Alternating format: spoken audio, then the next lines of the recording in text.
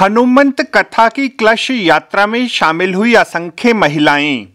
उत्तर पूर्वी दिल्ली के सांसद श्री मनोज तिवारी के द्वारा छठी मैया फाउंडेशन एवं मृदुल फाउंडेशन के सहयोग से आयोजित बाबा बागेश्वर धाम सरकार पंडित धीरेन्द्र कृष्ण शास्त्री की हनुमंत कथा के उपलक्ष्य में विशाल क्लश यात्रा निकाली गई। इस क्लश यात्रा में हजारों की संख्या में महिलाओं ने शामिल होकर अपने क्लश स्थापित किए। क्लश यात्रा का नेतृत्व श्री मनोज तिवारी ने किया और खास तौर से हमारी वो सभी बहनें, बेटियां, हमारी माताएं जिन्होंने आज एक ऐतिहासिक कलश यात्रा को संपन्न किया है।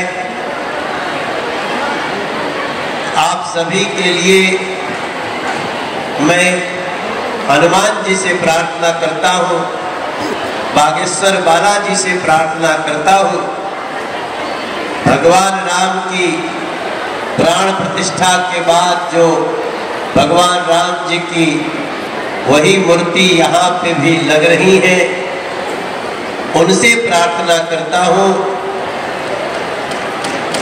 कि जो जो कलश यात्रा में शामिल हुए हैं, हे प्रभु उनकी सारी मनोकामना पूरी कर दो। क्लश यात्रा का नेतृत्व सांसद श्री मनोज तिवारी ने किया। आज तो कलश यात्रा इतनी भव्य हो गई, हम लोगों ने 30-35 हज़ार लोग बहनों की अपेक्षा की थी, मगर मुझे लगता है संख्या 50 हज़ार के ऊपर चली गई।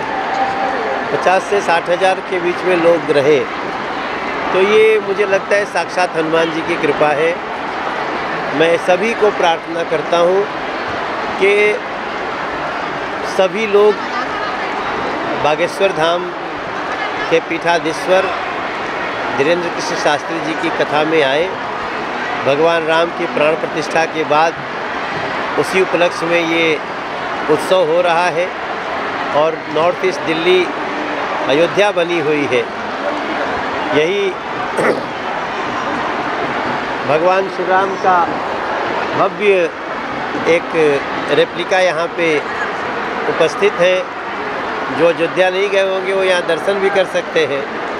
और मेरी प्रार्थना होगी कि सभी लोग बिना वाहन के आए, अपने वाहन दूर खड़े करें और यहाँ शास्त्री पार्क से लेके और खजूरी तक मुझे लगता है आप दूर अगर वाहन खड़े करते हैं तो हर जगह से मुश्किल से 1 किलोमीटर के आसपास 800-900 मीटर आपको पड़ेगा और ये उत्सव को और भी रंग देगा, ऐसा हमारी प्रार्थना।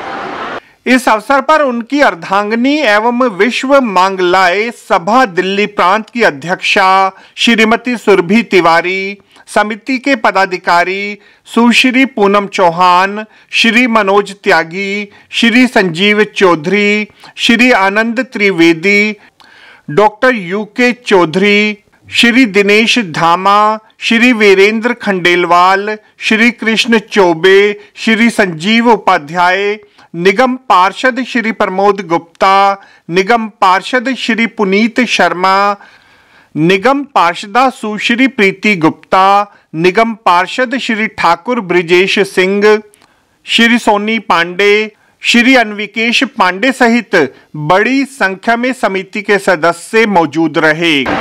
500 वर्षों के बाद हमारे रामलला आए हैं अपने दिव्य मंदिर में, और जैसा कि मनोज जी ने कहा कि उत्तर पूर्वी दिल्ली आज अयोध्या लग रही है और आज महिलाओं का जो उत्साह देखने को मिला कलश यात्रा में, वो आप स्वयं साक्षी हैं इसके। और बहुत उत्साह है सभी के अंदर, क्षेत्रवासियों के अंदर, कि बागेश्वर धाम सरकार के पीठाधीश्वर धीरेन्द्र कृष्ण शास्त्री जी यहाँ आने वाले हैं। 3 दिनों की कथा है। बस यही निवेदन है कि अब जो भी व्यवस्था है वो हनुमान जी ने संभाल ली है, तो आप सब इसके साक्षी बने और कथा में सम्मिलित हुए और राममय हो जाए। क्लश यात्रा में धार्मिक संस्था गायत्री परिवार का विशेष सहयोग रहा।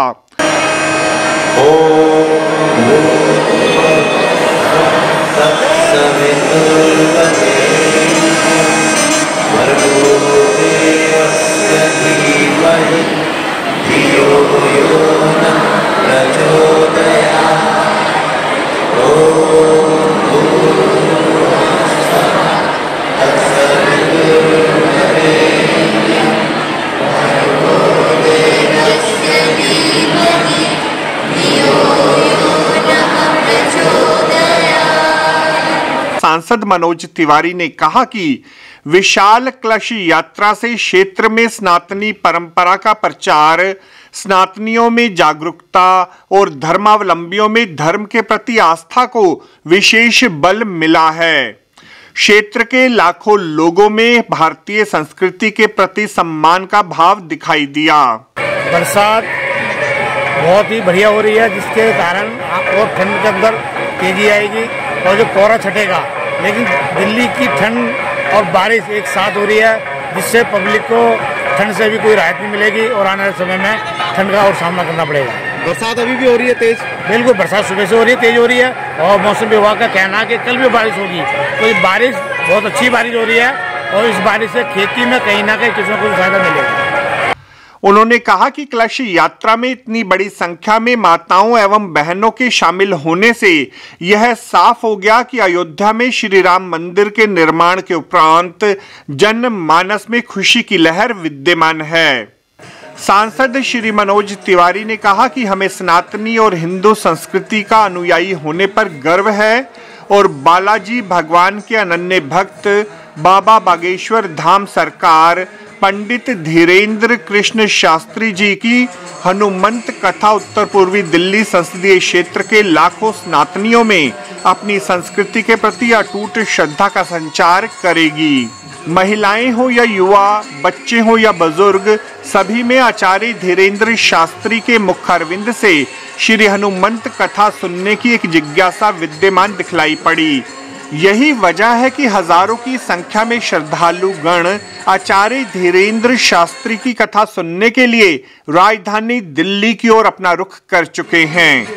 आपको हमारी यह रिपोर्ट कैसी लगी जरूर कमेंट करें। इस वीडियो को लाइक करें, हमारे चैनल दास्ताने इंद्रप्रस्थ को सब्सक्राइब करें ताकि हमारी सभी आगामी रिपोर्ट्स सबसे पहले आप तक पहुंच सकें। Bureau report Dastane Indraprastha.